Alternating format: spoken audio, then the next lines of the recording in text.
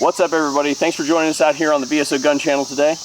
Today, we are upgrading toys. This is a Springfield Armory M1A. Running on top of it, we have a Nikon P308. This is a long-range precision rifle scope.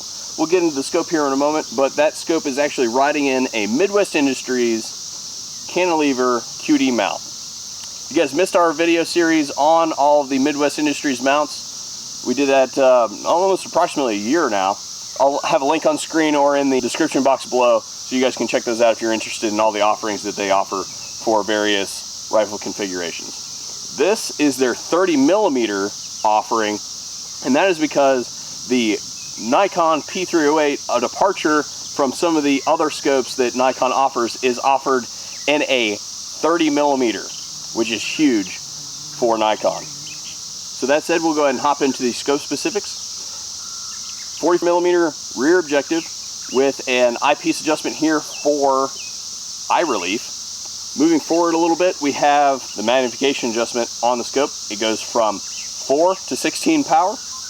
Nikon chose to do this scope in a second focal plane scope to be able to add extra adjustment at the bottom of the ballistic ladder.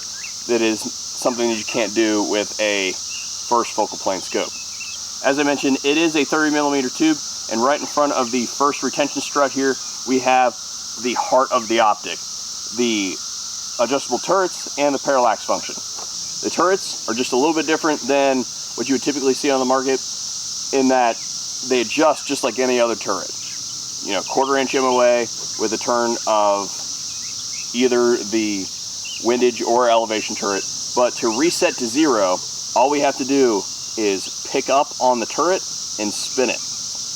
Picking it up disengages it from the adjustment system and it snaps right back into place. It's spring loaded. Parallax function on the left side of the optic, it runs all the way from 50 out to 1,000, and above 1,000 there is a infinity setting. If you've been watching firearms related media on full30.com, you'll have seen the ads on there for this particular rifle scope. They've built a lot of adjustment into this particular rifle scope, more than they normally do in their rifle scopes, for this express purpose of being able to push this thing out to distance with a gun like this. Moving out towards the front to complete the optic, we have a 50mm objective.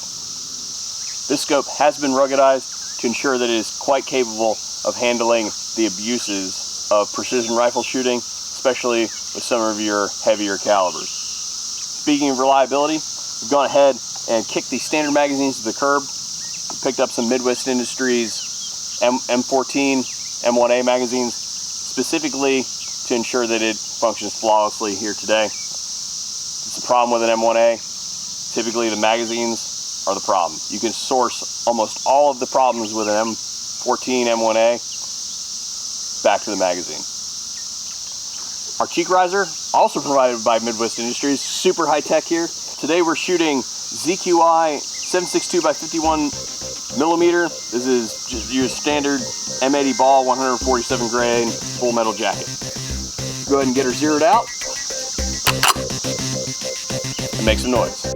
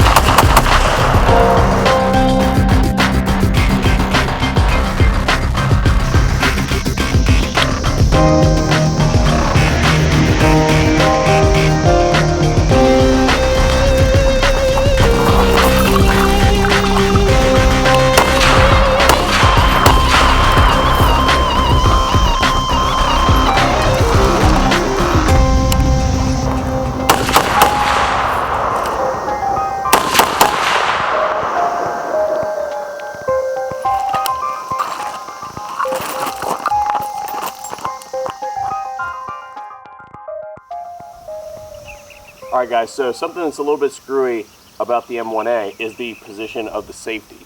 It's actually located inside the trigger guard. This is not a safety position that I like. My mindset is that the only thing that happens inside the trigger guard is sending bullets down range. However, we have to work with what we have to work with here. And so the way it works is forward is fire, back is safe. So shoot the gun, push the safety forward, and what I like to do is come out of the trigger guard, depress the safety with that, and then I can take off. So, all that said, what we're going to go ahead and do now is take a look at the spot-on system that augments this optic. For those of you who are not familiar with spot-on, it's actually a free app for your phone. It's a fairly deep ballistics calculator that pairs directly with Nikon's optics.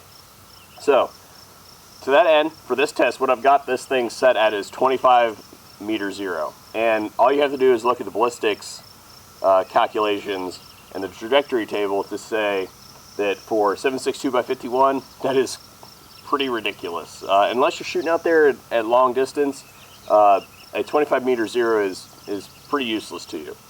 So, what I'm going to do is I'm going to actually use spot on to get me on that 100-yard target over there.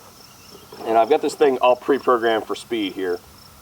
But what spot on is telling me is that we need to go up 1.99 inches to make us hit at 100 yards. So what I'm going to go ahead and do is pull the adjustment, quarter MOA, 1, 2, 3, 4, 5, 6, 7, 8.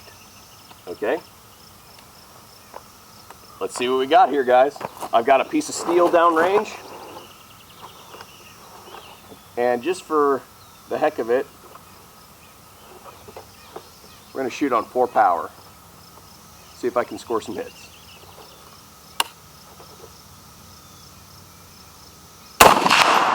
Hit.